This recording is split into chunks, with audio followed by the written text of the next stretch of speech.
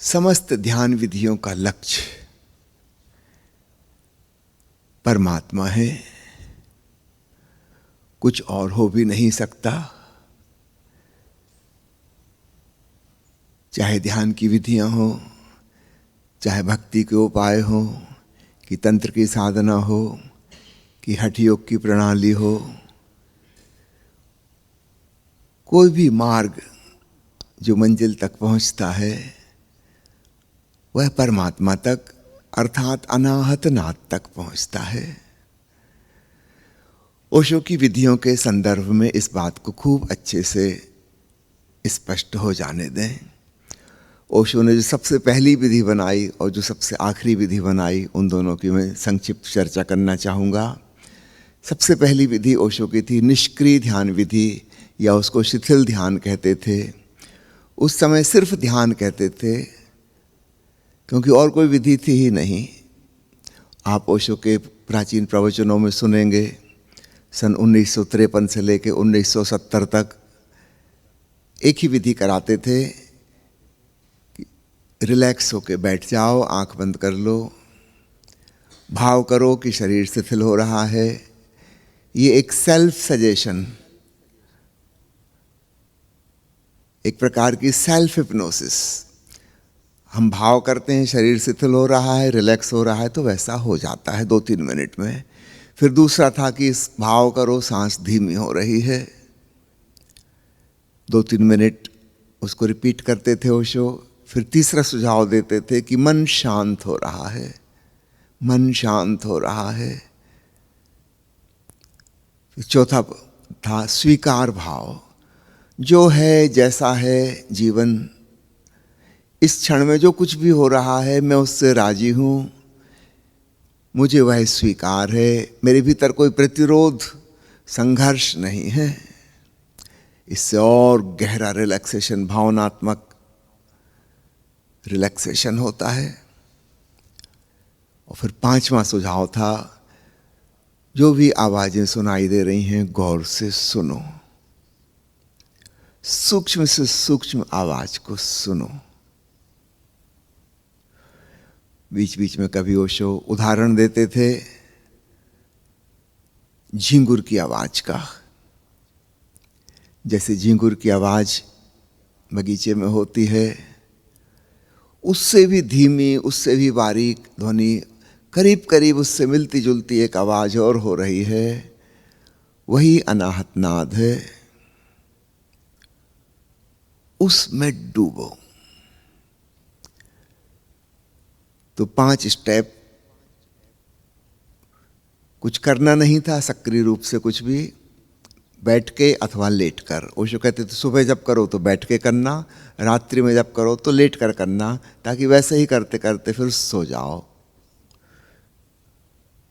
फिर से दोहरा दूं, 5 स्टेप क्या थी?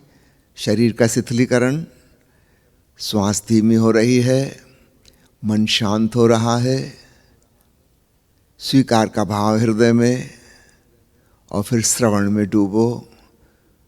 बारीक से बारीक जो ध्वनि सुनाई पड़ रही है उस पर गौर करो। बस सुनते सुनते सुनते तुम उसमें खो जाओगे। वह शून्य का संगीत, भांति भांति के नाम से, कभी उसको शून्य का संगीत कहा, कभी सन्नाटे का स्वर कहा, कभी अनहदनाद कहा, कभी एक हाथ की ताली कहा, कभी ओंकार की ध्वनि कहा, और सबसे ज़्यादा जो उपमा दी है वो है झींगुर की आवाज़ से दी है। और भी उपमाएं दी हैं, कभी कहा जैसे दूर कोई बांसुरी बजा रहा हो, या दूर कहीं पानी का झरना लगातार हल्की सी आवाज़ आ रही है। कभी दी है पत्तों की सरसराहट की आवाज़, हवा बह रही हो, वृक्ष से आवाज़ आ रही है हल्की सी।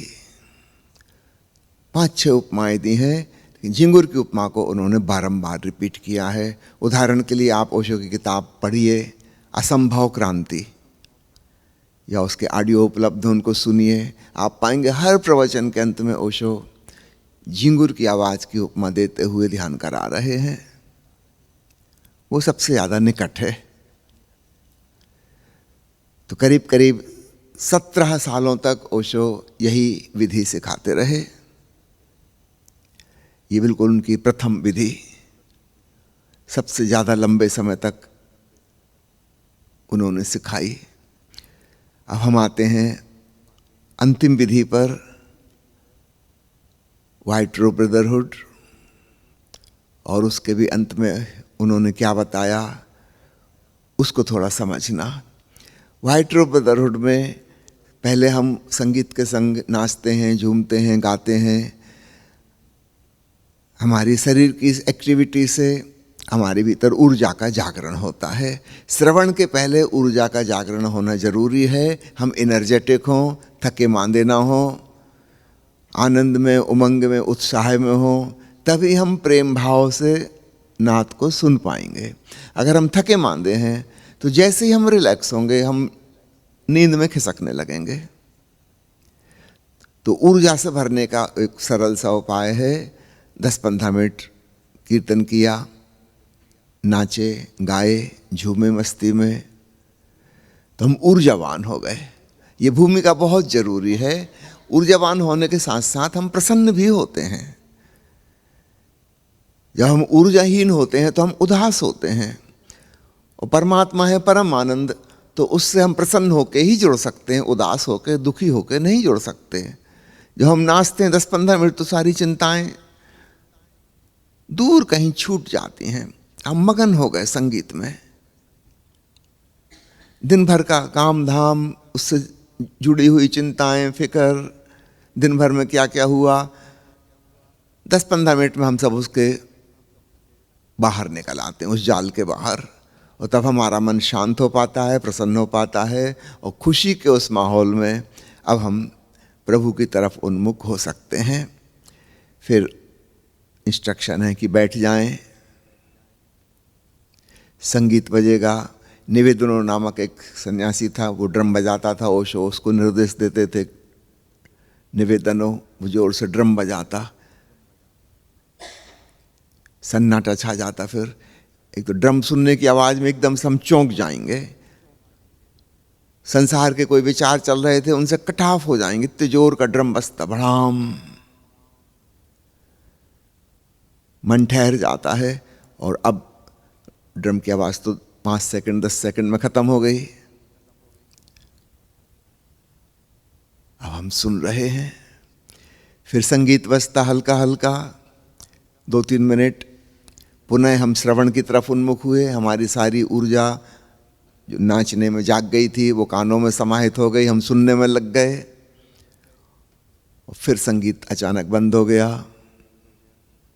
ये अचानक बंद होना भी बहुत महत्वपूर्ण है। हम सुनने में मगन थे और अब सुनने को कुछ रहा ही नहीं, तो क्या होगा? हम सुनना जारी रखे हैं और सुनने को कुछ बचा नहीं, तब अचानक वो जो छुपा हुआ नाद है अस्तित्व का, हम उसको पकड़ लेंगे। तो 2-3 बार ऐसा होगा, फिर संगीत बजेगा, फिर मौन, फिर संगीत, फिर मौन, फिर संगीत, फिर मौन।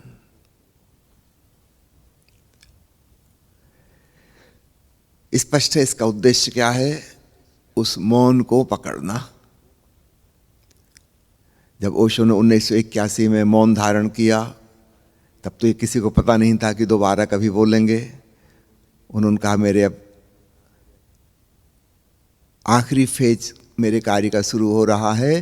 जो शब्दों में कहा जा सकता था वह मैंने शब्दों से कहा, जो नहीं कहा जा सकता अब वह मौन सत्संग में कहूँगा। और मौन सत्संग की विधि यही थी। उस समय सफ़ेद कपड़े तो नहीं थे, लेकिन विधि यही थी। ओशो आके बैठ जाते, उनके इशारे से संगीतकार संगीत शुरू करते, उनके इशारे पर बंद करते। 3 बार वैसा होता था।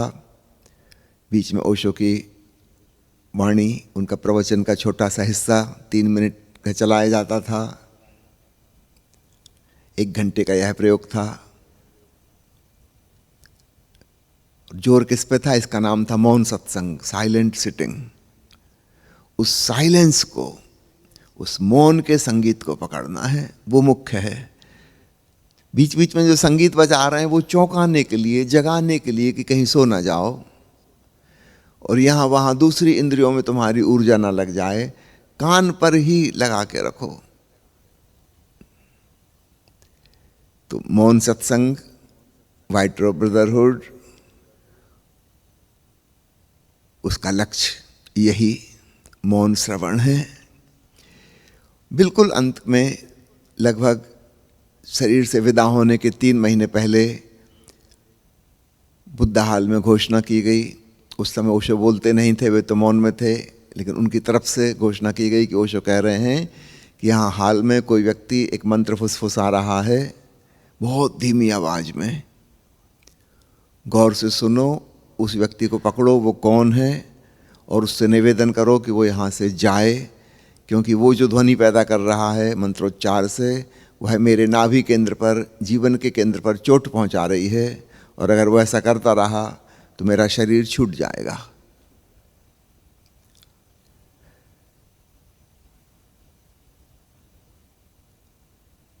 जो लोग वहाँ मौजूद थे उन्होंने इस बात को अत्यंत गंभीरता से लिया। निश्चित रूप से बात गंभीर थी, ओशो के प्राणों का सवाल था। सब लोग खोज में लग गए उस व्यक्ति की जो आवाज़ पैदा कर रहा है, लेकिन ऐसा कोई व्यक्ति कभी मिला नहीं। हर 2-3 दिन बाद फिर रिपीट किया जाए कि ओशो कह रहे हैं वो व्यक्ति अभी भी मौजूद है और निरंतर उनके नाभि केंद्र पर चोट पहुंचा रहा है, ओशो कमज़ोर होते जा रहे हैं। उस व्यक्ति को खोजो, उससे कहो कि यहाँ से जाए। मैं भी वहाँ मौजूद था। मैं जहाँ अक्सर बैठा करता था हाल में, मैं अपनी जगह बदल बदल के बैठता, कभी इस कोने, कभी उस कोने, कभी बीच में, कभी किनारे, ताकि उस व्यक्ति को खोज सकूं। लेकिन मैं अपनी मनस्थिति बताता हूँ कैसी हुई। बजाय इसके कि हम मौन के संगीत को सुन पाएं, हम तनावग्रस्त हो गए। ओशो के जीवन का सवाल है, हमारी नज़र यहाँ वहाँ, हम आंख बंद करके भी नहीं बैठ पा रहे थे। बजाय अंतर यात्रा करने के हम और दूसरों की तरफ उन्मुख हो गए कि उस व्यक्ति को खोजना है, कौन है। लेकिन ऐसी कोई आवाज़ पकड़ में ना आए। इससे और निराशा, बड़ी हताशा पैदा हो कि हमारे गुरु के प्राण खतरे में हैं और हम कुछ भी नहीं कर पा रहे।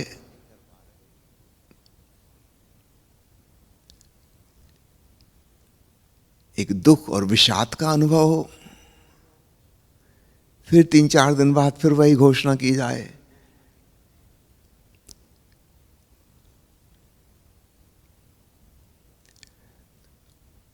आठ साल बाद जब अनहदनाथ सुनाई पड़ा, तब बात समझ में आई कि ओशो ने इस डिवाइस का, इस तरकीब का उपयोग किया था कि हम सब लोग नाद सुनते सुनते समाधिस्थ हो सकें।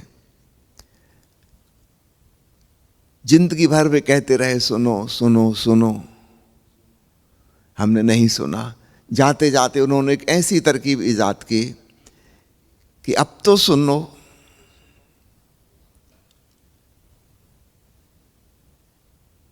जिंदगी का सवाल है मेरी, अब तो पूरे प्राण सिर्फ सुनने में लगा दो। उनका प्रयास निश्चित रूप से सराहनीय था। सामूहिक रूप से समाधि सबको घटित हो सकती थी, 5000 लोगों को।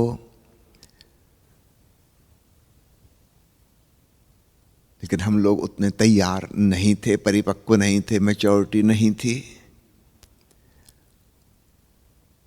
हमने उस बात को बहुत गंभीरता से लेकर स्वयं को तनाव से और दुख से भर लिया, और जो असली बात होनी चाहिए थी उससे बुरी तरह चूक गए।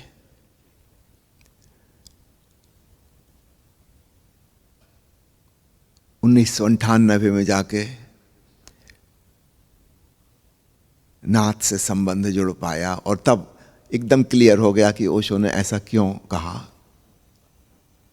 इसके पीछे इंटेंशन, उनका इरादा क्या था।